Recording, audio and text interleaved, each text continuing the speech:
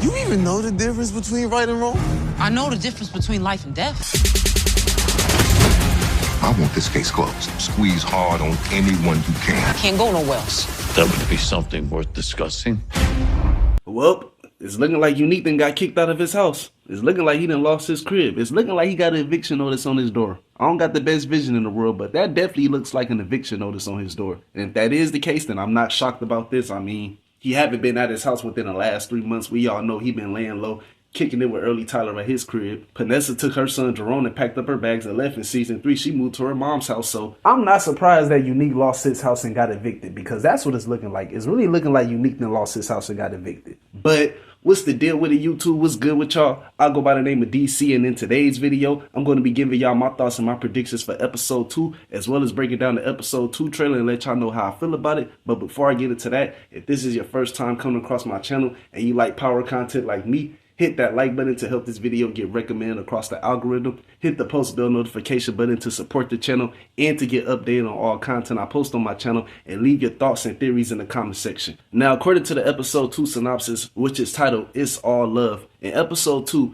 Kanan and Raq navigates a new business relationship just as Unique begins to plot his quest for revenge. Meanwhile, Lou considers a new music opportunity, Marvin goes too far on a side job for Stefano, and Juke tries to adjust to life in the army. Now, jumping into this trailer breakdown, we see Unique in this first scene right here pulling back up to his house, and like I said earlier in the video, it's looking like Unique then got kicked out of his house and got evicted. We see him in this next scene right here upset at the fact that his house is empty and his son Jerome nor his wife Panessa is nowhere to be found. And in Unique's mind, I'm pretty sure he's thinking that his wife Panessa left with their son Jerome and moved on with her life, but like I said earlier in the video, in season 3, Panessa decided to pack up all her bags and move to her mom's house when she thought Unique was dead. So in my opinion, I don't think Panessa just up and left like that. I feel like with Unique being gone for 3 months, as well as Panessa deciding to up and leave and go back to her mom's house, I honestly think Unique just got evicted from his house. I don't think Panessa just up and left him like that, but we have yet to see. But either way it goes, Unique is going to be upset about this. Now, moving on, in this next scene right here, we got Kanan and Raquel having a conversation with each other. And I'm pretty sure everybody has seen the exclusive clip of this scene that was released a couple of weeks ago before season 4 came out. And we all know, based upon this conversation that's taking place between Raquel and Kanan and Raquel is going to be having a conversation about Detective Howard, because Kanan is upset at the fact that his mom killed his father, as well as them having a conversation about Raquel and Kanan now working together, because we all know in season 4 and from the episode 2 synopsis, Kanan and Raquel is going to be working together. But prior to this scene taking place, we know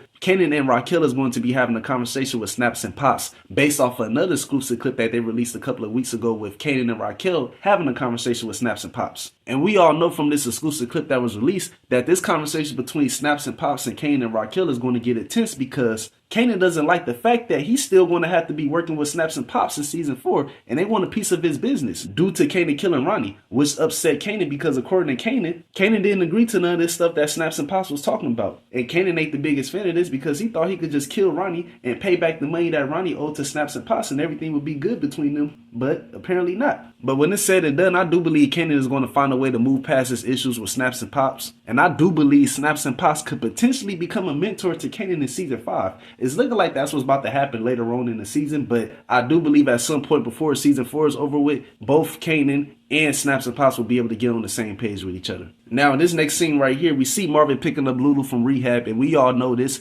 based upon another exclusive clip that they released a couple of weeks ago with Marvin and Lulu having a conversation with each other about Lulu experience in rehab, as well as Gerald betraying Marvin in season 3. So it ain't really too much going on in this scene right here between Marvin and Lulu. If you watched the exclusive clip between them two a couple of weeks ago, then you know Marvin and Lulu was having a conversation about Lulu's experience in rehab, as well as Gerald betraying Marvin in season 3. Now, continuing on with Marvin, in this next scene right here, we got Marvin pointing the gun at the owners of the Golden Pavilion restaurant that Raquel and Marvin is working out of when it comes to them moving their heroin and stuff. And Marvin is telling the Gold Pavilion owner that nobody is not about to be texting him or Raquel, especially on his watch. He ain't letting nobody text him. And from what it's looking like their Connect Quan is going to be taxing Raquel and Marvin in this episode. He's going to be upping the price on the product that he's giving them, which is going to piss both Raquel and Marvin off. Which is why we see Raquel having a conversation with Stefano in this scene right here. And in this conversation that she's having with Stefano, she's telling Stefano that she ain't got nowhere to go. But that might not be the case, because it's looking like Stefano is going to offer Raquel a deal Raquel to introduce her to another connect, which I'm pretty sure Raquel is going to take. I'm pretty sure Raquel is going to take this deal that Stefano is going to offer, because it doesn't seem like both her nor Marvin wants to do business with Quan anymore. It seems like Quan is on BS, but at the same time, with Raquel most likely agreeing to this deal that Stefano offered, I don't think things is going to end well for Raquel in the future. I do believe she's going to be good for now because she's going to find another connect, but I don't think things is going to end well for Raquel in the future, especially with her and Stefano doing a lot of business with each other. Stefano is somebody I just don't trust. It's bad enough that he going behind Raquel back and tasking Marvin with doing side jobs for him, and now it's looking like he's about to be working closely with Raquel in season 4 when it comes to her drug business. Like, Stefano is somebody I just don't trust. I don't trust Stefano at all. I feel like both Raquel and Marvin is going to get in too deep with the Italians before season 4 is over with, and something bad is going to happen to one of these characters. I don't expect them to die, but with Marvin doing all these side jobs for Stefano behind Raquel's back, and now Raquel is about to get a new connect with the help of Stefano, I feel like they about to get in way too deep with dealing with Stefano and the Italians in season 4. Now, in this next scene right here, we got Kanan kicking in with Crystal at Kanan's house, aka famous apartment. I don't care what nobody say. This still famous crib, goddammit. But we see them two kicking it with each other, and Crystal is telling Kanan that business is about relationships, because we know in episode 1, Kanan was having issues with his courier workers because they feel like Kanan is overworking them too much, and they feel like Kanan shouldn't be overworking them too much and that they should get a break sometimes. But Kanan feels a different way about this stuff and how he run his business, so Crystal was just trying to give Kanan some advice and a better way to navigate his business. And I wasn't the biggest fan of Crystal in season 3, but I can't lie. She has been giving Kanan some good advice on how he should run his business. I will say that. Crystal has definitely been looking out for Kanan and giving him some great advice when it comes to how he should run his business. And based off the first episode alone, it's looking like Crystal might be a solid chick. We all know she was giving Jukebox a hard time in season 3, but it don't seem like she's going to be on that type of time in season 4. If anything, it's looking like she's going to be a major helping hand for Kanan when it comes to him trying to navigate his business. I definitely believe Crystal is going to help out Kanan a lot when it comes to him trying to navigate his business in season 4. Now, in this next scene right here, we got Jukebox going through some basic training at Army. We know based upon the episode 2 synopsis, Jukebox is going to be trying to adjust to life in the Army. And with Jukebox going to the Army in this episode, I do believe episode 2 is going to have a time jump. I believe it's going to be a 3-month time jump into the future. Who knows? But I am expecting the time jump to take place in episode 2 based off of Jukebox being in the Army. And while Jukebox is in the Army, I'm pretty sure she's going to be going through it. I know she's going to figure out a way to overcome the odds that's against her when it comes to her going to the Army. But I do believe in episode 2, Jukebox is about to go through it. Now, in this next scene right here, we see Captain Batista having a conversation with Detective Garcia. And Batista is telling Garcia that he wants this case solved by any means necessary. And if I could take a guess, I'm pretty sure he's talking about the Detective Howard case and trying to figure out who murdered Detective Howard, because we know Raquel was the one that took out Detective Howard in the season 3 finale. And with Detective Howard getting killed, I'm pretty sure this is going to piss off both Detective Garcia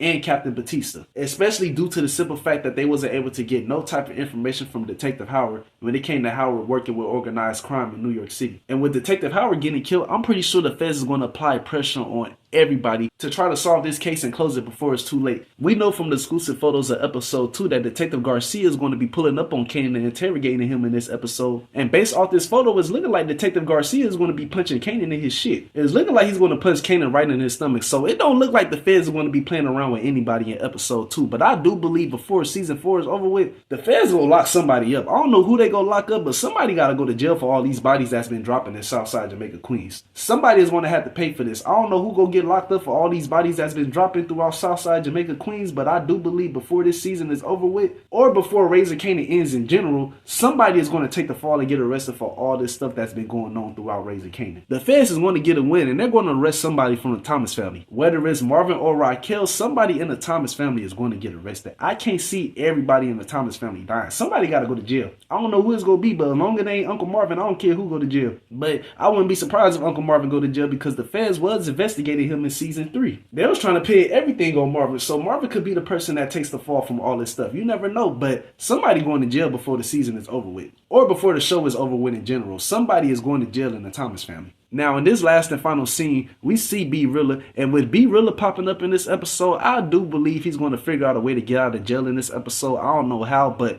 I am expecting B Rilla to possibly get out of jail in episode 2. I could be wrong. I don't expect B really to be in jail for a long period of time in season 4. I do believe he probably be in jail for like 1 episode or 2. Who knows? But with him popping up in this episode, I am predicting that he's going to be getting out of jail in this episode. But other than that, I ain't got too much else to say. If you made it to the end of this video and you like the video that I uploaded and created, hit that like button to help this video get recommended across the algorithm. Hit the post bell notification button to get updated on all content I post on my channel. And leave your thoughts and theories and everything you want to leave down below in the comment section. I'm going to get at y'all later. Much love to everybody that's been supporting me and rocking with me. I appreciate y'all. Y'all take care. Y'all be safe. And God bless. I'll see y'all later.